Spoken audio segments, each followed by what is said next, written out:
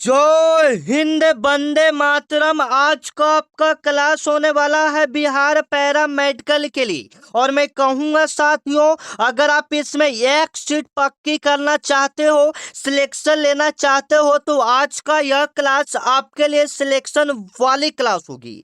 जो भी 24 मई के पेपर में आपका सवाल बनेगा, इस वीडियो के अंदर सारे वैसे ही सवाल को करेंगे। अगर आपने अभी तक तैयारी नहीं किया है तो इस वीडियो से आपका तैयारी अच्छा खासा हो सकता है, जिससे आप अपना सिलेक्शन ले सकते हो। मैं आपको पहले बता दूं साथियों कि आपका रिजल्ट कैसे क्लियर हो सकता है। सबसे पहले तो साइंस का 25 क्वेश्चन आपके पेपर में पूछा जाता है, जीके का 20 क्वेश्चन। तो साइंस और जीके पर अगर आप अच्छा पकड़ बना लेते हो, यकीनन मानो कि आपका रिजल्ट बहुत ही बेहतर होगा। तो चलिए सारे प्रश्नों को देखते हैं, जो कि सीधे 24 मई के पेपर में हूबहू देखने को मिलेगा। तो आज का आपका पहला प्रश्न, निम्नलिखित में से कौन सा एक रोग वायरस विषाणु के कारण होता है। आपको बताना है कि कौन सा रोग वायरस के कारण होता है। आपके पेपर में सवाल बनेगा, आप बिल्कुल सही करोगे। जो आपका हैजा होता है, हैजा, ये हैजा आपका जो होता है ये जीवाणु के कारण होता है। हैजा किसके कारण होता है? जीवाणु के कारण होता है। लेकिन यहाँ पर वायरस के कारण, विषाणु के कारण पूछा है। आप बिल्कुल सही करोगे, चेचक। क्या सही करोगे? चेचक। जो विषाणु के कारण कौन सा रोग होता है साथियों? चेचक रोग होता है। अगर हम आपसे पूछे टाइफाइड किसके कारण होता है, आप बिल्कुल सही करोगे, बैक्टीरिया के कारण होता है। टाइफाइड किसके कारण होता है? बैक्टीरिया के कारण होता है। चेचक किसके कारण होता है? वायरस के कारण होता है। हैजा किसके कारण होता है? जीवाणु के कारण होता है। ये सब सिलेक्टेड प्रश्न साथियों, जो कि आपको सिलेक्शन दिलवा कर रहेगा। आपका अगला नंबर सवाल है, 2 नंबर सवाल है, साइंस का ही देखिएगा। मानव शरीर में रक्तचाप को नियंत्रित करने वाले ग्रंथि कौन सा है। आपके पेपर में सवाल बनेगा कि रक्तचाप का नियंत्रित कौन सा ग्रंथि करता है। बिल्कुल सही करोगे, एड्रीनल ग्रंथि करता है। रक्तचाप का नियंत्रित कौन सा ग्रंथि करता है? एड्रीनल ग्रंथि करता है। ये ऑप्शन आपका क्या होगा साथियों? बिल्कुल सही होगा, जो कि सीधे आपके पेपर में सवाल बनेगा। मास्टर ग्रंथि किसे कहा जाता है? तो पीयूष ग्रंथि को मास्टर ग्रंथि के नाम से भी जाना जाता है। आपके पेपर के लिए यह बहुत जरूरी है। मास्टर ग्रंथि के नाम से किन्हें जाना जाता है?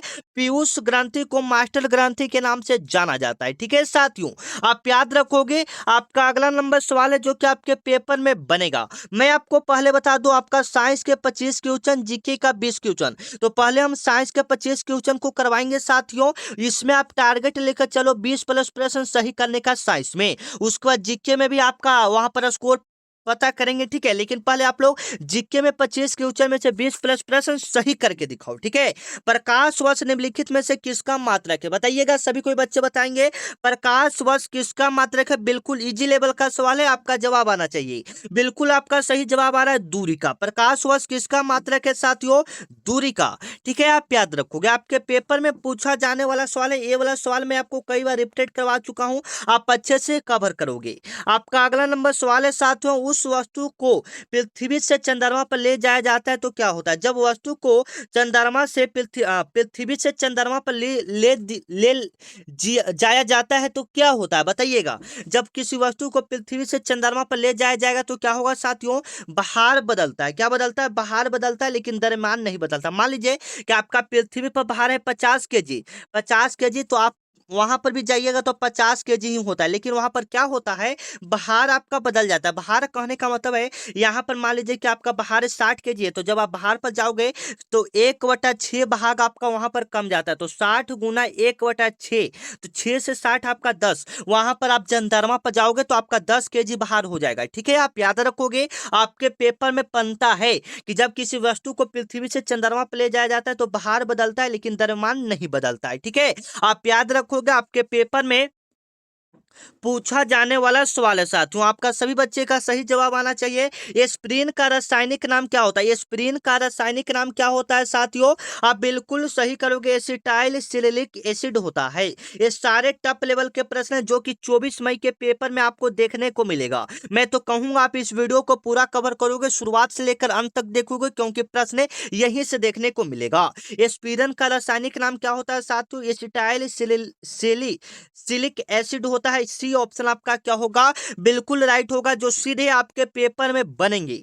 आपका 6 नंबर आपका सवाल है साथियों, अच्छे से कवर करोगे। पानी का घनत्व पानी का घनत्व किस तापमान पर अधिकतम होता है? बिल्कुल राइट आंसर आप लोग करोगे। जो पानी का घनत्व होता है अधिकतम किस तापमान पर होता है? तो 4 डिग्री सेल्सियस पर होता है। बी ऑप्शन आप लोग क्या करोगे?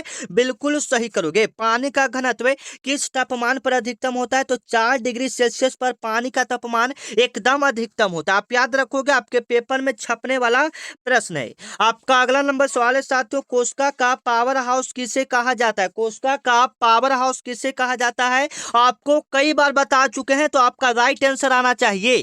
कोशिका का पावर हाउस माइटोकॉन्ड्रिया को कहा जाता है। सी ऑप्शन आपका क्या होगा? बिल्कुल राइट होगा साथियों। सी ऑप्शन यहाँ पर आप लोग क्या करोगे? बिल्कुल राइट करोगे। आप लोग जवाब देते चलोगे, ठीक है। आत्महत्या का थैली किसे कहा जाता है? लाइसोसोम को कहा जाता है। प्रोटीन का फैक्ट्री किसे कहा जाता है? राइबोसोम को प्रोटीन का फैक्ट्री कहा जाता है। आपका अगला नंबर सवाल है जो कि 24 मई के लिए एकदम इंपॉर्टेंट है। दूर दृष्टि दोष को ठीक करने के लिए कौन सा लेंस का उपयोग करना चाहिए? दूर दृष्टि दोष को दूर करना है साथियों, तो आप कौन से दर्पण का प्रयोग करेंगे? कौन सा लेंस का प्रयोग करेंगे? तो उत्तल लेंस का प्रयोग करेंगे। बी ऑप्शन आपका क्या होगा? बिल्कुल राइट होगा। आपका जवाब कमेंट में आना चाहिए, ठीक है ना। और आपका एडमिट कार्ड निकला है या नहीं कमेंट में बता दीजिएगा, ठीक है। अगर निकट दृष्टि दोष को दूर करना रहेगा तो किस लेंस का प्रयोग करेंगे? उत्तल लेंस का प्रयोग करेंगे। आप याद रखेंगे, ये दोनों में से कोई एक सवाल आपके 24 मई के पेपर में देखने को मिलेगा साथियों, ठीक है। चलो 9 नंबर आपका सवाल है, बिल्कुल इंपॉर्टेंट है, अच्छे से कवर करोगे। जंग लगने पर लोहे के बाहर में क्या होता है? बताइएगा। आपके साइंस का प्रश्न में बिल्कुल इजी लेवल का सवाल है साथियों, आपका जवाब आना चाहिए। जंग लगने के लोहे के बाहर में क्या होता है? परिवर्तन होता है। मतलब परिवर्तन क्या हो जाता है? बढ़ जाता है। बाहर उसका क्या हो जाता है? बढ़ जाता है। जब लोहा में जंग लग जाएगा तो पहले के मुकाबले लोहा का बाहर क्या हो जाएगा? बढ़ जाएगा। बी ऑप्शन आपका क्या होगा? बिल्कुल राइट होगा। जो सीधे आपके पेपर में सवाल बनेगा, आपका राइट आंसर आते रहना चाहिए, ठीक है। चलो 10 नंबर आपका सवाल है कि निम्नलिखित में से कौन सा गैस बायोगैस का मुख्य घटक है? निम्नलिखित में से कौन सा गैस बायोगैस का मुख्य घटक है साथियों? आप बिल्कुल सही करोगे, मीथेन। बायोगैस का मुख्य घटक कौन है? मीथेन। बी ऑप्शन आपका क्या होगा? बिल्कुल राइट होगा। बायोगैस का मुख्य घटक कौन सा है साथियों? मीथेन है। बी ऑप्शन आपका क्या होगा? बिल्कुल राइट होगा। जो सिरे आपके पेपर में छपेगा, बायोगैस का मुख्य घटक कौन सा है? मीथेन है, ठीक है। आप याद रखोगे। आपका अगला नंबर सवाल है साथियों, रक्त का थक्का बनाने में कौन सा विटामिन सहायक होता है? आपके पेपर में छपेगा। आप बिल्कुल सही करोगे। रक्त का थक्का बनाने में कौन सा विटामिन सहायक होता है? विटामिन के सहायक होता है। क्या सहायक होता है? विटामिन के सहायक होता है। डी ऑप्शन आप लोग बिल्कुल करेक्ट करोगे। और बताइएगा आपको क्लास कैसा लग रहा है, ठीक है। सभी बच्चे कमेंट करके एक बार बताइएगा आपको क्लास कैसा लग रहा है साथियों, ठीक है। रक्त का थक्का बनने में कौन सा विटामिन सहायक होता है? विटामिन के सहायक होता है। आपका अगला नंबर सवाल है साथियों, ध्वनि की तरंगे किस माध्यम में यात्रा नहीं कर सकते? बताइएगा। जो ध्वनि की तरंगे है वह किस माध्यम माध्यम में यात्रा नहीं कर सकता? तो निर्वात में ध्वनि यात्रा माध्यम में यात्रा नहीं कर सकता। मतलब कहने का मतलब है जहां पर हवा नहीं होगा, जहां पर हवा नहीं रहता उसको निर्वात बोलते हैं। तो जहां पर हवा नहीं रहेगा वहां पर ध्वनि यात्रा नहीं कर सकता। सबसे ज्यादा जो ध्वनि की चाल होता है वो सॉलिड यानी ठोस में होता है। आप याद रखोगे, आपके पेपर में सवाल बनेगा साथियों। आपका 13 नंबर सवाल है जो कि आपके पेपर में बनेगा कि परमाणु के नाभिक में कौन सा कण उपस्थित होते हैं? आपके पेपर में पूछे जाने वाले सवाल है, आप बिल्कुल सही करोगे साथियों। परमाणु के नाभिक में कौन से कण उपस्थित होते हैं? आप बिल्कुल सही करोगे। प्रोटॉन और न्यूट्रॉन होते हैं। क्या होते हैं? प्रोटॉन और न्यूट्रॉन होते हैं। बी ऑप्शन आपका क्या होगा? बिल्कुल राइट होगा, जो कि सीधे आपके पेपर में बनेगा। परमाणु के नाभिक में कौन सा कण उपस्थित होता है? तो प्रोटॉन और न्यूट्रॉन होता है। बी ऑप्शन आपका क्या होगा? बिल्कुल राइट होगा, जो कि सीधे आपके पेपर में छपेगा, ठीक है। आप याद रखोगे, आपके पेपर में आने वाला सवाल है साथियों। आपका अगला नंबर सवाल है कि मनुष्य के शरीर में प्रचुर मात्रा में पाए जाने वाला तत्व कौन सा है? फटाफट जवाब आना चाहिए। मनुष्य के शरीर में प्रचुर मात्रा में पाए जाने वाला तत्व कौन सा साथियों? आप बिल्कुल सही करोगे, ऑक्सीजन। डी ऑप्शन आपका क्या होगा? बिल्कुल राइट होगा, जो सीधे आपके पेपर में बनेगा। मनुष्य के शरीर में प्रचुर मात्रा में पाए जाने वाला तत्व कौन सा साथियों? ऑक्सीजन है। आप याद रखोगे, आपके पेपर में सवाल बनेगा, ठीक है ना। ऑक्सीजन प्रचुर मात्रा में पाए जाने वाला तत्व है। आपका अगला नंबर सवाल है 15 नंबर सवाल देखोगे, आपका सही राइट आंसर आना चाहिए। इंसुलिन हार्मोन का स्राव शरीर के किस अंग से होता है? आपका जवाब आना चाहिए कि इंसुलिन का जो स्राव होता है वह शरीर के किस अंग से होता है साथियों। आप बिल्कुल सही करोगे, अग्नाशय। बी ऑप्शन आपका क्या होगा साथियों? बिल्कुल राइट होगा, जो सीधे आपके पेपर में छपेगा। इंसुलिन हार्मोन का स्राव शरीर के किस अंग से होता है? अग्नाशय से होता है, आप याद रखोगे। आपका 16 नंबर आपका सवाल है साथियों, किस रंग के प्रकाश का परिकिलन सबसे अधिक होता है? किस रंग का प्रकाश का परिकिलन सबसे अधिक होता है? बिल्कुल सही करोगे, बैगनी का होता है। डी ऑप्शन आपका क्या होगा? बिल्कुल राइट होगा, जो सीधे आपके पेपर में छपेगा। किस रंग के प्रकाश का परिकिलन सबसे अधिक होता है? बैगनी का होता है, आप याद रखोगे। अगर पूछेगा कि किसका कम होता है तो आप बिल्कुल सही करोगे, लाल का होता है। ठीक है, आप याद रखोगे, आपके पेपर में पूछा जाने वाला सवाल है साथियों।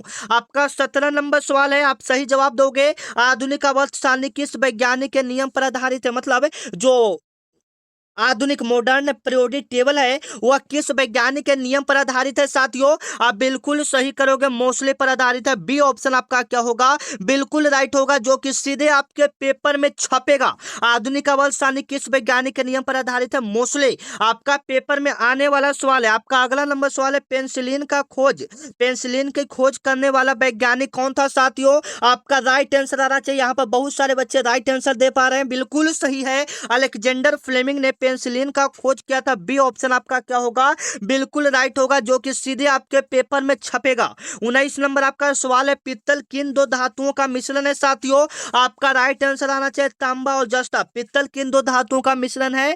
तांबा और जस्ता। आपके एग्जाम में आएगा, क्या सही करोगे? ए ऑप्शन बिल्कुल सही टिक करोगे। पित्तल किन धातुओं का मिश्रण है? तांबा और जस्ता। हम लोग थोड़ा सा फास्ट रिवीजन करेंगे साथियों, सारे प्रश्नों का जवाब आपका कमेंट में आते रहना चाहिए। ठीक है, चलो। गाड़ी के पीछे का दृश्य देखने के लिए किस दर्पण का प्रयोग किया जाता है? गाड़ी के पीछे जो भी दृश्य होता है उसको देखने के लिए किस दर्पण का प्रयोग किया जाता है? उत्तल दर्पण का प्रयोग किया जाता है। मतलब है जो गाड़ी का ऐनक जो शीशा रहता है उसमें कौन सा दर्पण का प्रयोग किया जाता है? उत्तल दर्पण का प्रयोग किया जाता है। जो गाड़ी का हेडलाइट होता है जो बल्ब में लगा रहता है वो अवतल दर्पण होता है, आप याद रखोगे। आपके पेपर में पूछा जाएगा सवाल। आपका 21 नंबर सवाल है साथियों, लार में कौन सा, सलाइवा में कौन सा एंजाइम पाया जाता है? एकदम इंपॉर्टेंट है, जो कि 24 मई के पेपर में सवाल बनेगा। लार में कौन सा एंजाइम पाया जाता है? बिल्कुल सही करोगे, कौन सा एंजाइम पाया जाता है साथियों? टाइलिन पाया जाता है। क्या पाया जाता है? टाइलिन पाया जाता है। सी ऑप्शन आपका क्या होगा? बिल्कुल राइट होगा, जो कि सीधे आपके पेपर में छपेगा। शुद्ध जल का पीएच मान कितना होता है? शुद्ध जल का पीएच मान कितना होता है साथियों? बिल्कुल सही करोगे, 7 होता है। शुद्ध जल का पीएच मान कितना होता है? 7 होता है। शुद्ध जल का पीएच मान कितना होता है? 7 होता है, आप याद रखोगे। आपका अगला नंबर सवाल है, कार और ऊर्जा का एसआई मात्रा क्या होगा साथियों?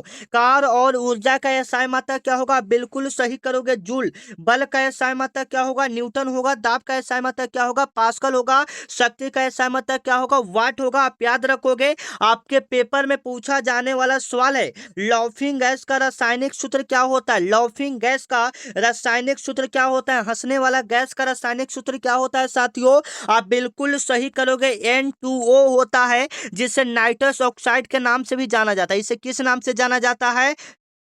नाइट्रस ऑक्साइड के नाम से भी जाना जाता है, आप याद रखोगे। आपके पेपर में यहां से सवाल बनेंगे। चलो, आपका अगला नंबर सवाल है कि मानव शरीर की सबसे बड़ी हड्डी कौन सी है साथियों? बताइएगा। मानव शरीर की सबसे बड़ी हड्डी कौन सी हो जाएगी? वो आपका फीमर हो जाएगा। मानव शरीर का सबसे बड़ा हड्डी कौन सा हो जाएगा साथियों? फीमर हो जाएगा। बी ऑप्शन आपका क्या हो जाएगा? बिल्कुल राइट हो जाएगा, जो कि सीधे आपके पेपर में बनेगा। मानव शरीर की सबसे बड़ी हड्डी कौन सा हो जाएगा? फीमर हो जाएगा, आप याद रखोगे। आपके पेपर में पूछा जाने वाला सवाल है। 26 नंबर आपका सवाल है साथियों, शरीर का बिहार का शोक निम्नलिखित में से, अच्छा यहाँ से आपका साइंस का 25 क्वेश्चन आपका क्लियर हो गया। तो अब आप लोग स्कोर बताइएगा, 25 में से आपका कितना प्रश्न सही हुआ? कमेंट में सभी कोई बच्चे जरूर जवाब दीजिएगा। आपका साइंस में कितना प्रश्न सही हुआ? 20 हुआ, 25 हुआ, कितना सही हुआ? कमेंट में बताइएगा। अब हम लोग जीके में चलते हैं, जीके का 20 क्वेश्चन को क्लियर करते हैं। इसका भी आप लोग स्कोर बताते जाइएगा कमेंट में, ठीक है ना। लास्ट में पूछेंगे आपने कितना प्रश्न को सही किया। बिहार का का शोक निम्नलिखित में से किस नदी को कहा जाता है? बताइएगा, बिहार का शोक निम्नलिखित में से किस नदी को कहा जाता है साथियों? आप बिल्कुल सही करोगे, कोसी नदी को। यह नेपाल के गोसाईथान से निकला है, आप याद रखोगे। सोन नदी अमरकंटक की पहाड़ी से निकला है। गंगा नदी उत्तराखंड के उत्तरकाशी जिला के गंगोत्री हिमनद से निकला है। इसका लंबाई 2525 किलोमीटर है, आप याद रखोगे। आपके पेपर में पूछा जाने वाला सवाल है। आपका 27 नंबर सवाल है, गौतम बुद्ध को ज्ञान की प्राप्ति कहाँ हुई थी? गौतम बुद्ध को ज्ञान की प्राप्ति कहाँ हुई थी साथियों? आप बिल्कुल सही करोगे, बोध गया में। गौतम बुद्ध को ज्ञान की प्राप्ति कहाँ में हुई थी? बोध गया में। सी ऑप्शन आपका क्या होगा? बिल्कुल राइट होगा, जो सीधे आपके पेपर में पूछा जाएगा। ठीक है, गौतम बुद्ध को ज्ञान की प्राप्ति कहाँ में हुआ था? बोध गया में। और उनका जन्म की बात करेंगे तो लुम्बिनी नेपाल में होगा। उनका जन्म कहाँ में हुआ था? लुम्बिनी नेपाल में, आप याद रखोगे। ठीक है, उनका उनका मृत्यु कुशीनगर उत्तर प्रदेश में हुआ था, आप याद रखोगे। ठीक है साथियों, आपके पेपर में सवाल बनेगा, प्रसिद्ध मधुबनी चित्रकला शैली का संबंध किस राज्य से? ठीक है, और आप लोग मेरा वीडियो किस किस राज्य से देख रहे हैं एक बार कमेंट सभी बच्चे कर देंगे। ठीक है ना, प्रसिद्ध मधुबनी चित्रकला शैली का संबंध किस राज्य से साथियों? आप बिल्कुल सही करोगे, बिहार से। बी ऑप्शन आपका क्या होगा? बिल्कुल राइट होगा, जो कि सिरे आपके पेपर में बनेगा कि प्रसिद्ध मधुबनी चित्रकला शैली का संबंध किस राज्य से साथियों? बिहार से है। 29 नंबर आपका सवाल है कि पाटलिपुत्र शहर का स्थापना किस शासक ने किया था? बताइएगा, पाटलिपुत्र शहर का स्थापना किस शासक ने किया था? उदयन ने किया था। सी ऑप्शन आपका क्या होगा साथियों? बिल्कुल राइट होगा, जो कि सीधे आपके पेपर में बनेगा। पाटलिपुत्र शहर का स्थापना किस शासक ने किया था? उदयन ने किया था। ठीक है, आप याद रखोगे, किसने किया था? उदयन ने किया था, आप याद रखोगे, आपके पेपर में आने वाला सवाल है। आपका अगला नंबर सवाल है कि भारत के संविधान का जनक किन्हें कहा जाता है? Father of the India constitution. संविधान का जनक किन्हें कहा जाता है साथियों? आप बिल्कुल सही ऑप्शन करोगे, डॉक्टर भीमराव अंबेडकर को संविधान का जनक कहा जाता है। बी ऑप्शन आपका क्या होगा साथियों? बिल्कुल राइट होगा, जो कि सीधे आपके पेपर में पूछा जाएगा। डॉक्टर राजेंद्र प्रसाद को संविधान सभा का स्थायी अध्यक्ष कहा जाता है। संविधान को बनाने में जो टोटल समय लगा था 2 साल 11 माह 18 दिन का समय लगा था, लगभग 64 लाख रुपया खर्च आया था, आप याद रखोगे। ठीक है, 31 नंबर आपका सवाल है कि क्षेत्रफल की दृष्टि से बिहार का भारत में कौन सा स्थान है? क्षेत्रफल की दृष्टि से बिहार का भारत में कौन सा स्थान है साथियों? आप बिल्कुल सही करोगे, आपके पेपर में पूछा जाने वाला सवाल है ब्रह्मा। कौन सा स्थान हो जाएगा? ब्रह्मा 12। सी ऑप्शन आपका क्या हो जाएगा? बिल्कुल राइट होगा, जो कि सीधे आपके पेपर में पूछा जाएगा। क्षेत्रफल की दृष्टि से बिहार का भारत में कौन सा स्थान है? ब्रह्मा, आप याद रखोगे। ठीक है, चलो, किस गवर्नर जनरल ने भारत में सती प्रथा का अंत किया था? आपके पेपर में पूछा जाने वाला सवाल है। आपका जवाब क्या आएगा कि किस गवर्नर जनरल ने भारत में सती प्रथा का अंत किया था साथियों? आप बिल्कुल सही करोगे, लॉर्ड विलियम बेटिंग ने सती प्रथा का अंत किया था। किसने सती प्रथा का अंत किया था? लॉर्ड विलियम बेटिंग ने किया था, आप याद रखोगे। ठीक है, लॉर्ड कर्जन ने बंगाल विभाजन किया था, कब किया था? 1905 में। आपके पेपर में पूछेगा बंगाल विभाजन कब हुआ था? 1905 में। किसने किया था? लॉर्ड कर्जन ने 1905 में बंगाल विभाजन किया था, आप याद रखोगे, आपके पेपर में छपने वाला प्रश्न है। बंगाल विभाजन किसने किया था? लॉर्ड कर्जन ने 1905 में किया था, आप याद रखोगे।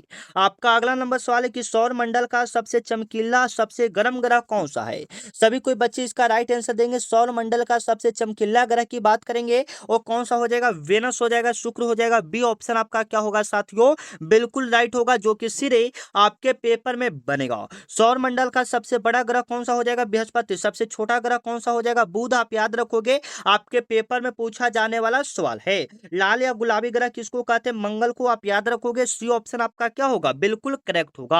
आपका अगला नंबर सवाल है कि महात्मा गांधी जी ने भारत में अपना पहला सत्याग्रह कहां से शुरू किया था? बताइएगा, महात्मा गांधी जी ने भारत में अपना पहला सत्याग्रह कहां से शुरू किया था? वो चंपारण से शुरू किए थे। चंपारण सत्याग्रह जिसको नाम दिया गया था, ये शुरू किया गया था 1917 में, आप याद रखोगे, आपके पेपर में पूछा जाने वाला सवाल है। ठीक है, और महात्मा गांधी जी को चंपारण आंदोलन करने के लिए किसने बुलाया था? आप याद रखोगे, राजकुमार शुक्ला ने बुलाया था। आपके पेपर में पूछता है कि किसने बुलाया था, तो राजकुमार शुक्ला ने बुलाया था, आप याद रखोगे, आपके पेपर में छपने वाला प्रश्न है साथियों। 35 नंबर आपका सवाल है कि भारत का राष्ट्रीय खेल निम्नलिखित में से किससे माना जाता है? बताइएगा, भारत का राष्ट्रीय खेल निम्नलिखित में से किससे माना जाता है साथियों? बिल्कुल इजी लेवल का सवाल है, तो 35 नंबर का जवाब आप लोग के कमेंट में आना चाहिए। ठीक है ना, सभी बच्चे का जवाब यहाँ पर कमेंट में आना चाहिए। और खेल दिवस कब मनाया जाता है? 29 अगस्त को खेल दिवस मनाया जाता है, आप याद रखोगे। 29 अगस्त को हम लोग क्या मनाते हैं? खेल दिवस के रूप में मनाते हैं, आप याद रखोगे। 36 नंबर है कि बिहार का राजकीय पक्षी कौन सा है? बताइएगा, बिल्कुल सिंपल सिंपल सा जवाब है। 36 नंबर का जवाब कमेंट में आना चाहिए। ऐसा प्रैक्टिस सेट में आपका 1-2 प्रश्न डाल दिया जाता है, ठीक है ना। चलो, आपका अगला नंबर सवाल है, डिस्कवरी ऑफ इंडिया पुस्तक के लेखक कौन है साथियों? आप याद रखोगे पंडित जवाहरलाल नेहरू हैं। डिस्कवरी ऑफ इंडिया पुस्तक के लेखक कौन है? पंडित जवाहरलाल नेहरू हैं। बी ऑप्शन आपका क्या होगा? बिल्कुल राइट होगा, जो कि सीधे आपके पेपर में पूछा जाने वाला सवाल है, ठीक है ना। डिस्कवरी ऑफ इंडिया पुस्तक के लेखक कौन है? पंडित जवाहरलाल नेहरू हैं। आपका 38 नंबर सवाल है, विश्व स्वास्थ्य संगठन WHO का मुख्यालय कहाँ स्थित है साथियों? आप बिल्कुल क्या सही करोगे? विश्व स्वास्थ्य संगठन WHO का जो मुख्यालय है वो आपका जेनेवा में है। सी ऑप्शन आपका क्या होगा? बिल्कुल राइट होगा, जो कि सीधे आपके पेपर में पूछा जाएगा, ठीक है ना। आप याद रखोगे साथियों, ऐसा प्रश्न आपके पेपर में आता है। 39 नंबर सवाल है, जो कि आपको कई बार बता चुके हैं, काजीरंगा राष्ट्रीय उद्यान किस जानवर के लिए प्रसिद्ध है? यह एक सींग वाले गैंडा के लिए प्रसिद्ध है और यह असम में, ये कहाँ में है साथियों? असम में है, आप याद रखोगे। एक सींग वाले गैंडा, एक सींग वाला गैंडा कहाँ मतलब कहाँ का है? तो असम का। यह काजीरंगा राष्ट्रीय उद्यान में इसको रखा जाता है, इसलिए काफी ज्यादा फेमस है। आपका अगला नंबर सवाल है, कथकली किस राज्य का प्रसिद्ध शास्त्रीय नृत्य है? बताइएगा, कथकली किस राज्य का प्रसिद्ध शास्त्रीय नृत्य है? तो कथकली आपका केरल का हो जाएगा। या मोहिनीअट्टम पूछेगा तो केरल का, कथकली भी केरल का, तमिलनाडु ये भरतनाट्यम हो जाएगा, आंध्र प्रदेश का कुचिपुड़ी हो जाएगा, आप याद रखोगे। आपके पेपर में पूछा जाएगा। आपका अगला नंबर सवाल है, योजना आयोग को बदलकर किस नए संस्थान का गठन किया गया था? पूछ रहा है कि योजना आयोग के जगह में कौन सा संस्थान का गठन किया गया है? बिल्कुल सही करोगे साथियों, नीति आयोग का गठन किया गया है। ये ऑप्शन आपका यहाँ पर क्या होगा? बिल्कुल राइट होगा, जो कि सीधे आपके पेपर में पूछा जाएगा। योजना आयोग का नाम बदलकर किस संस्थान का नाम गठन किया गया है? नीति आयोग का। आप याद रखोगे, आपके पेपर में पूछा जाने वाला सवाल है साथियों। 42 नंबर आपका सवाल है, सिखों के 10वें गुरु गुरु गोविंद सिंह का जन्म कहाँ हुआ था? सिखों के 10वें गुरु गुरु गोविंद सिंह का जन्म कहाँ हुआ था साथियों? आप बिल्कुल सही करोगे, पटना शाही में हुआ था, आप याद रखोगे। पूछता है आपके पेपर में कि सिखों के 10वें गुरु कौन थे? तो गुरु गोविंद सिंह थे। इनका जन्म आपका पटना में हुआ था। इनका जन्म आपका कहाँ में हुआ था? पटना में हुआ था, आप याद रखोगे, आपके पेपर में सवाल बनेगा। 23 नंबर आपका सवाल है कि अर्थशास्त्र के पुस्तक के लेखक कौन थे? अर्थशास्त्र के पुस्तक के लेखक कौन थे? आप बिल्कुल सही जवाब करोगे, आपके पेपर में आने वाला सवाल है। तो चाणक्य हो जाएंगे। अर्थशास्त्र पुस्तक के लेखक कौन हो जाएंगे? चाणक्य।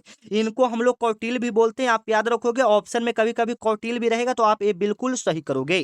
चाणक्य, चाणक्य हो जाएंगे, ठीक है। आपका अगला नंबर सवाल है, 44 नंबर आपका सवाल है, मौलिक अधिकारों का वर्णन संविधान के किस भाग में है? मौलिक अधिकारों का वर्णन संविधान के किस भाग में है साथियों? आप लोग बिल्कुल सही करोगे, ये भाग 3 में। मौलिक अधिकार संविधान के किस भाग में है? तो संविधान 3 में है। संविधान से भी आपके पेपर में 1 से 2 सवाल हर साल के पेपर में देखने को मिलता है, तो आप बिल्कुल अच्छे से कवर कर लोगे। 45 नंबर आपका सवाल है कि अंतर्राष्ट्रीय महिला दिवस वोमेन डे कब मनाया जाता है? आपके पेपर में पूछा जाने वाला सवाल है।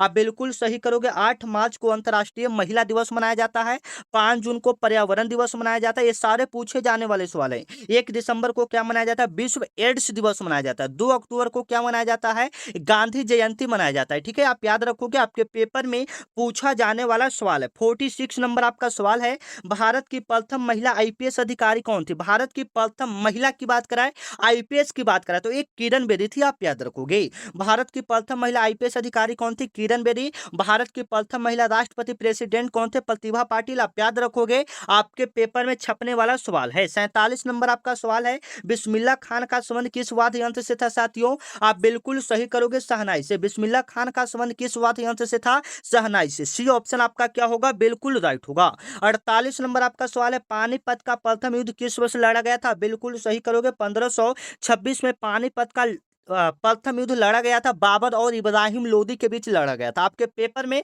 प्रथम वाला और तृतीय वाला ज्यादातर पूछा जाता है। तृतीय 1526 में पहला वाला और तृतीय वाला 1761 में हुआ था, आप याद रखोगे। 49 नंबर आपका सवाल है कि क्षेत्रफल की दृष्टि से भारत का सबसे बड़ा राज्य कौन सा साथियों? आप बिल्कुल सही करोगे साथियों, राजस्थान, जिसका क्षेत्रफल है 3,42,239 किलोमीटर। अगर पूछेगा कि जनसंख्या पॉपुलेशन के हिसाब से भारत का सबसे बड़ा राज्य कौन सा है, वो आपका उत्तर प्रदेश हो जाएगा, ठीक है ना। सही ऑप्शन करोगे। 50 नंबर आपका सवाल है कि वायुमंडल में सबसे अधिक मात्रा में कौन सा गैस होता है? आपको बताना है कि जो वायुमंडल में होता है सबसे अधिक मात्रा में कौन सा गैस होता है? नाइट्रोजन होता है, 78% होता है साथियों, आप याद रखोगे, आपके पेपर में पूछा जाने वाला सवाल है। अगर पूछेगा कि ऑक्सीजन कितना परसेंट है, 21%, ठीक है ना, आपको पूछा जाता है, ठीक है। कार्बन डाइऑक्साइड 0.003% पाया जाता है। यहाँ पर हमने 50 क्वेश्चन को क्लियर कर लिया साथियों, तो आप आप लोग अब अपना स्कोर बताओगे कि कितना प्रश्न आपका जीके में भी सही हुआ। ठीक है ना, मिलते हैं नेक्स्ट वीडियो में, तब तक के लिए जय हिंद, वंदे मातरम। चैनल को सभी कोई बच्चे फटाफट सब्सक्राइब भी कर लेंगे। ठीक है, जय हिंद।